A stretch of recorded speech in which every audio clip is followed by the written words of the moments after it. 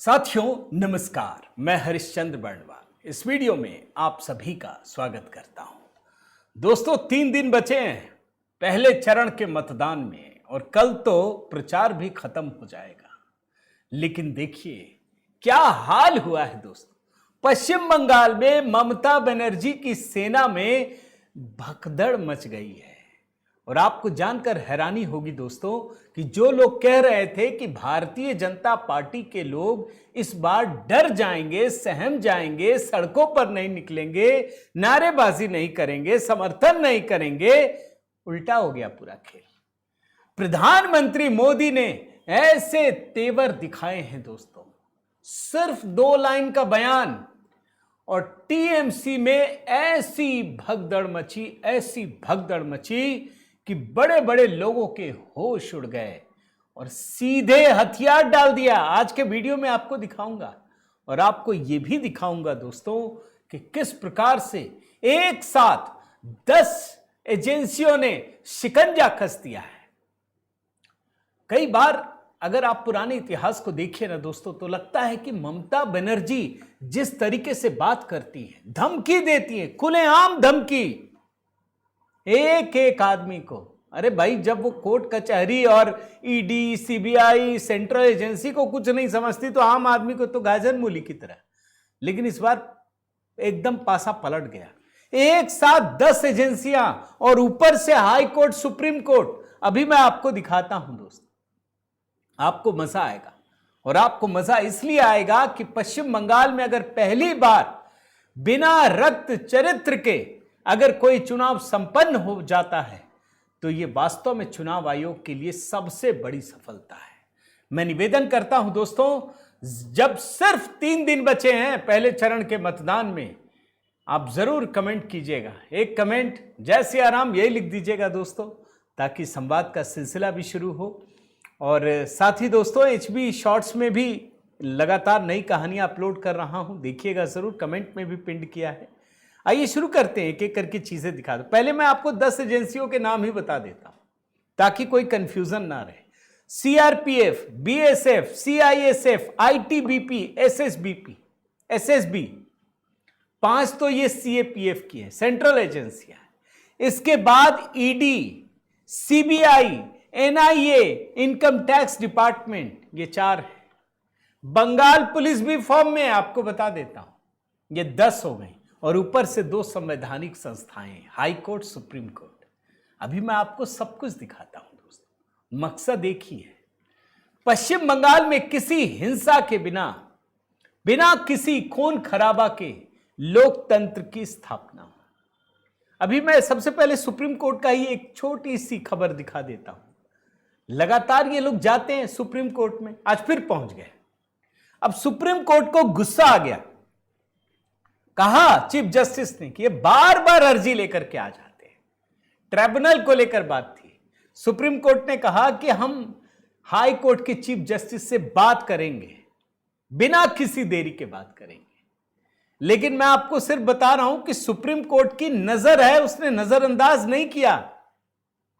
हालांकि वहां से कोई बड़ी खबर नहीं निकली दोस्तों। बड़ी खबर क्या है जरा उसका मजा लीजिए। मजा इसलिए कह रहा हूं क्योंकि जो लोग गुंडागर्दी करके सोचते हैं कि चुनाव जीत जाएंगे, उनको कितना असर पड़ता है। अब तो बड़ी बड़ी मछलियां फंस गई हैं। आइए शुरू करते हैं। आपको पीएम मोदी का एक खबर दिखाता हूं, देखिए। कल ही का है ये, सरेंडर करो वरना बख्शे नहीं जाओगे। टीएमसी के गुंडों को, सिंडिकेट्स को सीधे अल्टीमेटम दिया, आत्मसमर्पण कर लो। मुझे योगी मॉडल की याद आ गई। हालांकि ये पीएम का अपना अंदाज है। हाँ तो छोटे छोटे नहीं, योगी जी के राज में तो खैर दिख ही रहा है, लेकिन पीएम मोदी का जरा स्टाइल कुछ अलग है। वो योगी जी भी अपनाते हैं।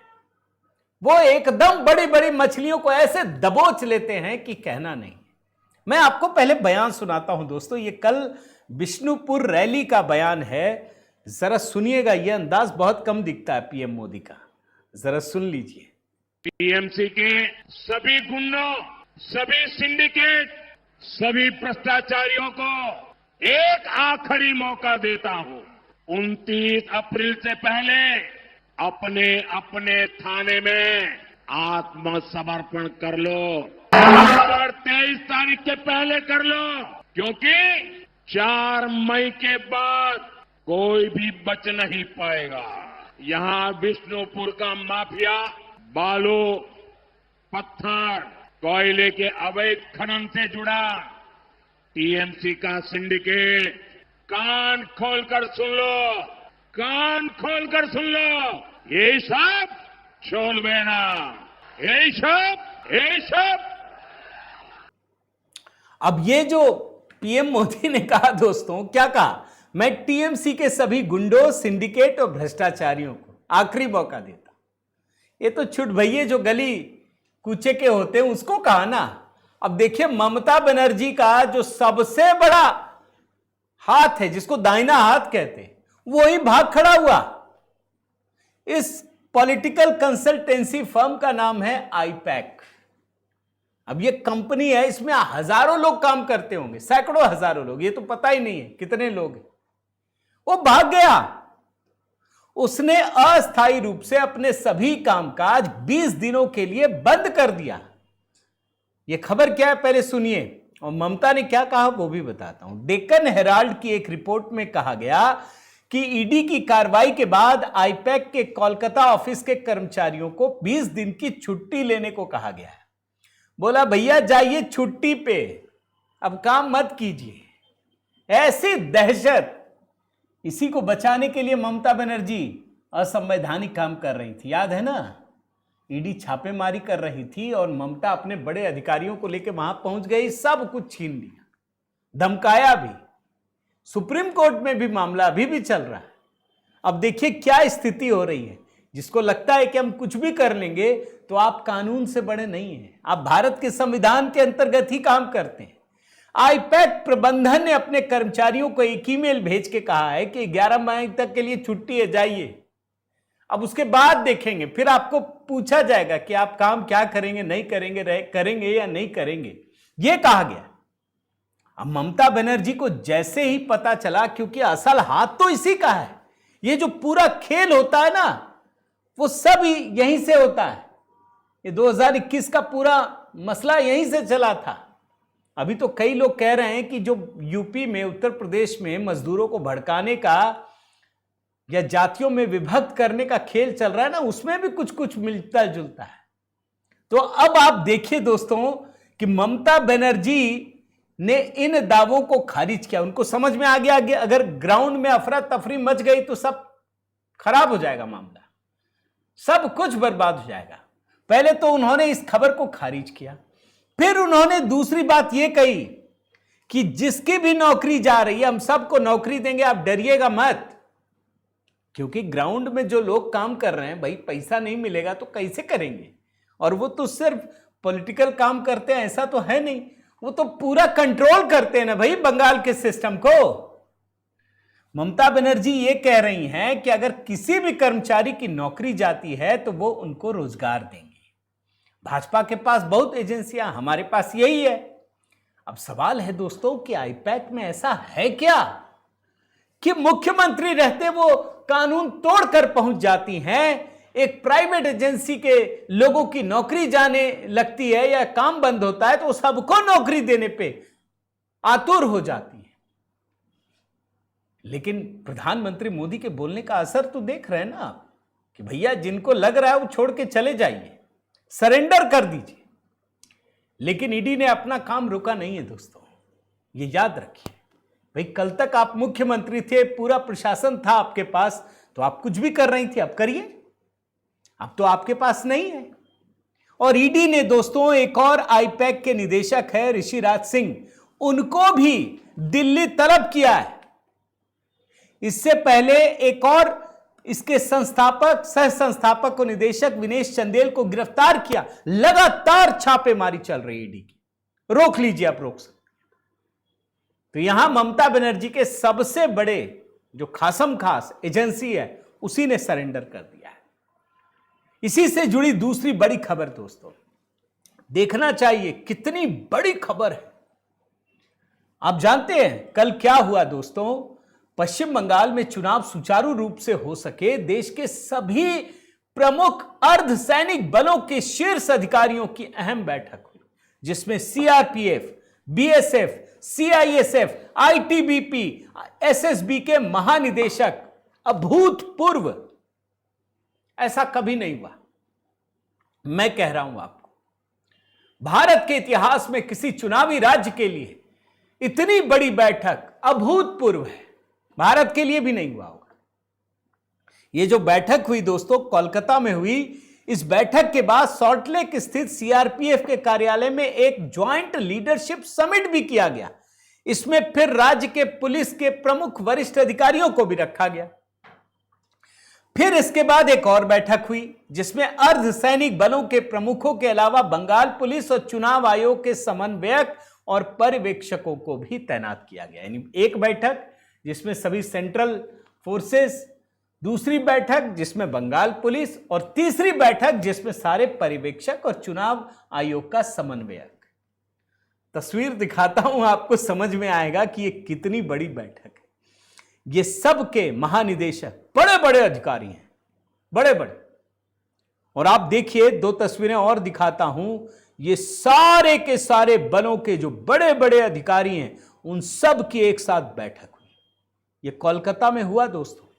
पल भर के लिए मुझे भी यकीन नहीं हुआ, भाई इन लोगों को कैसे सहन होगा। और जैसे ही ये तस्वीर आई, मातम शुरू हो गया, बिलबिलाने लगे। मैं एक साथ आपको कई सारी चीजें दिखा देता हूं जो ट्वीट किया गया। आप देखिए, इसमें साकेत गोखले, महुआ मोइत्रा, सागरिका घोष, सुशांत सिंह, कई तो सांसद हैं, सब बोल रहे हैं this is unbelievable, they are brainstorming, tweet should read. अच्छा, एक ने, किसी ने, शायद वो मैं ले नहीं पाया हूं, क्या कोई युद्ध की तैयारी हो रही है? ये रोना गिड़गिड़ाना। भाई अपने देश में सीमा सुरक्षा बल या अर्धसैनिक बलों के लोग मिलेंगे तो आप रोक क्यों रहे हैं? आपको तो खुश होना चाहिए कि चुनाव अच्छे से होगा, आप रोक क्यों रहे हैं? लेकिन ये रोक क्यों रहे हैं, जरा मैं आपको बताता हूं। ममता बनर्जी जब से मुख्यमंत्री बनी है दोस्तों, ऐसा कोई चुनाव नहीं गुजरा जब हिंसा नहीं हुई। और हिंसा किस तरह की, आप देखिए ना, 2013 में 50 लोगों तक की हत्या, 2018 20 से 30, 2023 55 डेथ। ये पंचायत का, असेंबली में आइए 3 असेंबली, 2016 2 से 5, 2021 16 से 45, 2026 में भी 2 की हत्या हो चुकी। और आगे बढ़िए, लोकसभा 2014 में डाटा उस तरीके से मिला नहीं, 2019 2024। हमें नहीं लगता भारत में कहीं होता है, सिर्फ पश्चिम बंगाल है, सिर्फ पश्चिम बंगाल है। इस बार पूरी तैयारी चुनाव आयोग ने की है। और यह तैयारी क्यों विशेष है, पिछले विधानसभा चुनाव को याद कीजिए दोस्तों। जीत के बाद गुंडागर्दी, ऐसा लग रहा था कि बंगाल के लोग बेसहारा हो गए। हम भी गुस्से में थे। जो हाई कोर्ट में दस्तावेज दाखिल किया गया था दोस्तों, पढ़िए आप, ये हाई कोर्ट में जो रिपोर्ट दाखिल की गई। The prayer was also made for an independent and impartial investigation of the offences bye constitution of A special investigation team. इसमें पूरा का पूरा लिखा है, नीचे आइए देखिए, ये देखिए, 11 persons have died in various incidents, many had to leave their houses to save their lives। 11 लोगों की हत्या हो गई, घर छोड़ के भागना पड़ा बंगाल में। सोचिए। ये दूसरा देखिए हिस्सा, क्या लिखा है, despite wide reporting of the post poll violence, the state agencies are collectively keeping silence, hence failing to discharge their constitutional duty. Police मूक दर्शक बनी रही, टीएमसी के गुंडे जिसको भी मारते रहे, लूटपाट करते रहे, बलात्कार तक किया गया दोस्तों। ये देखिए, National Commission for Women expressed shock over gang rapes at various places in the state. Gang rape किया गया सिर्फ इसलिए कि इन्होंने भाजपा का साथ दिया। ये देखिए, prayer was made to the central as well as state government to deploy more forces to maintain law and order. Bengal किसी जंगल राज में तब्दील हो गया था दोस्तों। ये 2021 की कहानी है। जिन लोगों को समझ में नहीं आ रहा ये क्या हो रहा है वो समझ लीजिए। अगर भूल चूक से भी जीतेंगे नहीं, लेकिन मान लीजिए इस चुनाव में भी भूल चूक से भी जीत गए ना, और अगर एक भी छोटी सी घटना हो गई तो ममता सरकार चली जाएगी हमेशा के लिए। आप लिख लीजिए, क्योंकि इस बार सुप्रीम कोर्ट भी जागरूक है। कह चुका है सुप्रीम कोर्ट, यह ऐसा स्टेट है जहां लॉ एंड ऑर्डर ब्रेकडाउन की स्थिति है। शायद कपिल सिब्बल या सिंघवी साहब थे, मेरे ख्याल से कपिल सिब्बल थे, वो बोलते हैं मिलॉर्ड लिख मत दीजिएगा। बोल दिया आपने, लिख मत दीजिएगा।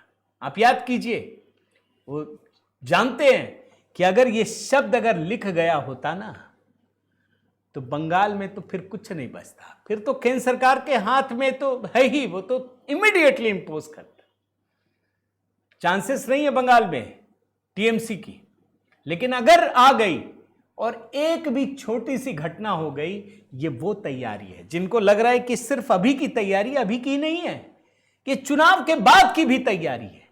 और जो लोग कह रहे हैं कि ये युद्ध स्थिति, युद्ध जैसी स्थिति की तैयारी हो रही है, तो मैं आपको दिखाता हूं दोस्तों। ये देखिए, प्रोफेसर शामिका रवि, जानते हैं जब पॉलिटिकल वायलेंस हो रहा था ना 1970 के दशक में, सेना को उतरना पड़ा था बंगाल में।